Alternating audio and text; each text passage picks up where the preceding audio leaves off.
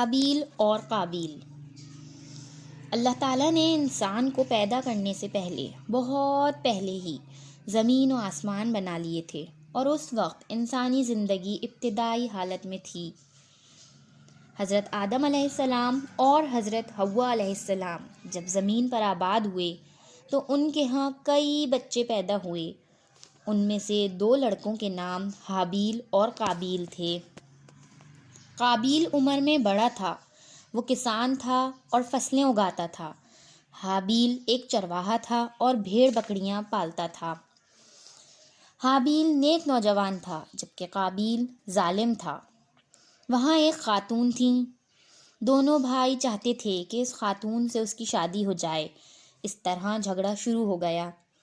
ان کے والد نے کہا کہ دونوں اللہ تعالیٰ کو اپنی اپنی قربانی پیش کریں، جس کی قربانی قبول ہو گئی اس کی شادی اس خاتون سے ہو جائے گی۔ حابیل نے اپنے ریوڑ کی ایک بھیڑ قربانی کے لیے لی۔ قابیل نے اپنی فصل میں سے اناج کا ایک ڈھیر لگا دیا۔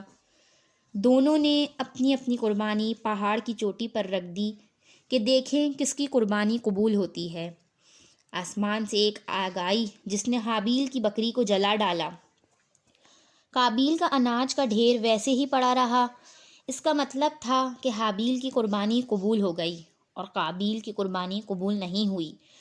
قابیل حابیل سے حسد کرنے لگا۔